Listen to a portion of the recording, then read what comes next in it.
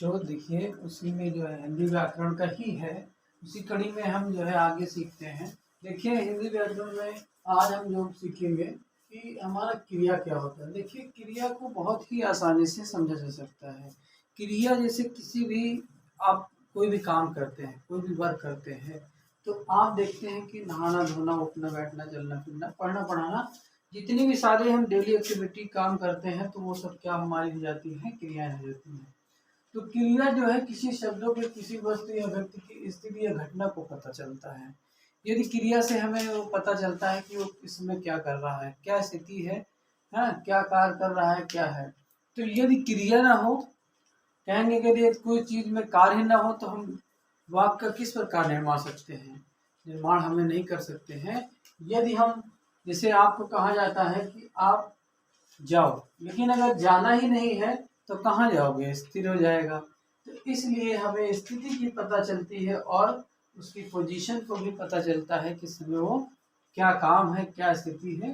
जैसे ट्रेन आ रही तो पर्टिकुलर आपको क्या लोकेशन मिलता है, लेकिन अगर आएगी नहीं तो लोकेशन क्या मिलेगा, वहीं स्टॉप हो जाएगा। फिर आइए हम देख लेते हैं कुछ शब्दों के विषय में कि क्रिया के जो है कितने प्रकार होते हैं। देखिए क्रिया की पहली बार तो दिया जाएगा, परिभाषा लिखना होगा। दूसरी चीजें उसे क्रिया के प्रकार दिए जाएंगे कि क्रिया कितने प्रकार हैं। देखिए क्रिया को हम दो प्रकार से कह सकते हैं। क्रिया को जो एक हम कहेंगे कि अर्थ के आधार पर, उसका कुछ अर्थ होता है, उसके आधार पे हम लोग कहेंगे। और दूसरी चीज हम कहेंगे उसका प्रयोग। तो जहाँ जहाँ क्रिया का प्रयोग होता है उसके आधार पे हम कह सकते हैं क्रिया दो, एक तो हमारा पहला अर्थ के आधार पे, दूसरा हमारा प्रयोग के आधार पे। तो हमें क्या क्या प्रयोग करते हैं, हम कहीं ना कहीं क्रिया से कोई प्रेरणार्थक क्रिया लेते हैं, फिर दोनों क्रियाओं को मिला देते हैं। तो इनके अलग अलग टाइप्स हो गए हैं। फिर समासिक जो है क्रिया, समस्त क्रिया इसमें जुड़ी होती है। फिर उसमें कृदंत क्रिया होती है और नामिक और नामधातु की क्रियाएं होती है। ये हम आपको जो है आगे एक्सप्लेन करेंगे, इसको डिटेल में बताएंगे। लेकिन अभी क्या है, देखिए पहले इसका जो है समझ लेते हैं कि आकर्मक क्रिया और सकर्मक क्रिया होती है। यदि अर्थ के आधार पे कहेगा तो अर्थ के आधार पे दो प्रकार की भी क्रिया होती है। पहला क्या है, आकर्मक क्रिया होती है और सकर्मक क्रिया। देखिए आकर्मक क्या है, जैसे राहुल राहुल खेलता है। अब राहुल खेल खेलता है, ठीक है। देखिए इसमें क्या हुआ, आकर्मक। अगर इसमें खेल खेलता है, अब कहाँ खेलता है, खेल तो कोई हो गया, तो जो प्ले हो गया यहाँ पे खेलने का काम हो रहा है, ये हमारी क्या है, क्रिया है। ये हमारी क्या है, क्रिया है। लेकिन कहाँ खेल रहा है, ये चीज अपनी पोजीशन लोकेशन नहीं है। तो जिसमें कर्म नहीं होता है, जैसे गाना और खाना खाता है, वह खाना खाता है। देखिए ये तो आपको हमने बताया था करता हो जाता है। अब जब खाने का काम है, ये क्या है, ये जो है खाता है।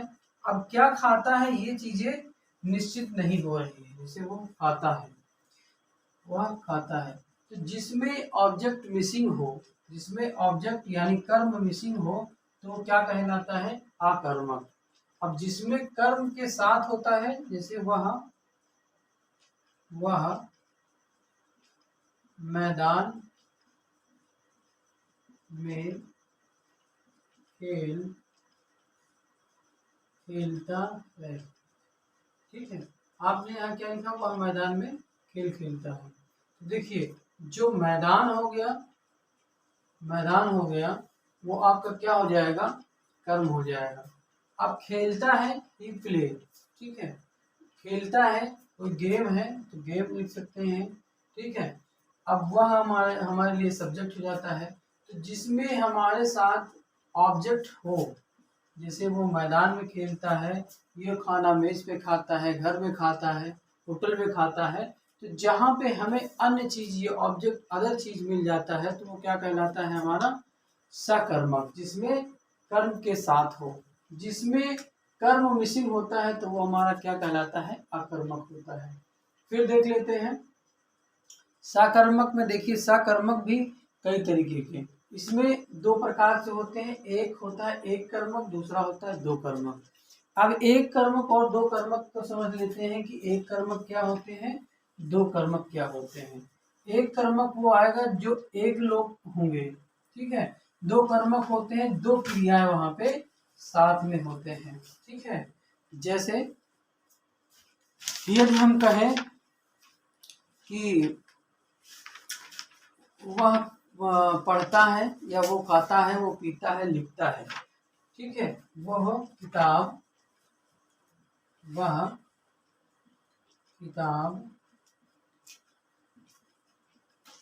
पढ़ता है, तो जो ये आपका क्या हो जाएगा, वह किताब पढ़ता है, ये एक कर्मक हो जाएगा। कितना है, एक कर्मक। अब अगर हम कहें कि राजू, क्या कहें, राजू मोहन को किताब पढ़ाता, राजू मोहन को किताब पढ़ाता है, ठीक है। अब राजू मोहन को किताब पढ़ाता है, तो देखिए यहाँ पे क्या हो जाएंगे, दो कर्मक हो जाएंगे, एक तो राजू और दूसरा मोहन। तो यहाँ पे दो कर्म किए जा रहे हैं। राजू जो है मोहन को किताब पढ़ाता है, जब ये दो लोगों को शामिल कर लिया जाता है और वहां पे कार्य किया जाता है, तो वो क्या कहलाता है, द्विकर्मक क्रियाएं कहलाता है। तो एक कर्मक और दो कर्मक, तो ये आपको क्लियर हुआ। और इसके हमने बताया था सकर्मक और आकर्मक। जैसे कोई भी हमारी क्रिया है, क्रिया को समझते हैं कि क्रिया जो है हमारे किसी कार्य को करना का बोध बताता है, स्थिति पोजीशन बताता है। दूसरी चीज, इसको अर्थ के आधार पे और रचना के आधार पे, ठीक है। दो प्रकार से हमने किया। अर्थ के आधार पे हमारी आ जाती है सकर्मक और आकर्मक। तो हमने बताया आकर्मक मतलब बिना ऑब्जेक्ट, ऑब्जेक्ट का मतलब कर्म नहीं रहता, जैसे वो खेलता है, अब कहाँ खेलता है ये मिसिंग है। यदि सकर्मक में जाएंगे तो वो बगीचे में खेलता है, घर में खेलता है, छत पर खेलता है, कहीं भी कोई काम करता है, तो उसकी पर्टिकुलर ऑब्जेक्ट है वो पता चल जाता है। फिर दूसरी चीजें आती हैं एक कर्मक और दो कर्मक। जो सकर्मक में एक और दो कर्मक आते हैं, एक कर्मक में आपको वही आ जाएगा, जैसे वह जाता है, वह पढ़ने जाता है, ठीक है। लेकिन अगर कहेंगे राजू मोहन के साथ जो है पढ़ने जाता है, तो जब दो चीजें एक शामिल हो जाती है, तो वहां पे क्या हो जाती है, दो कर्मक क्रिया कहते हैं।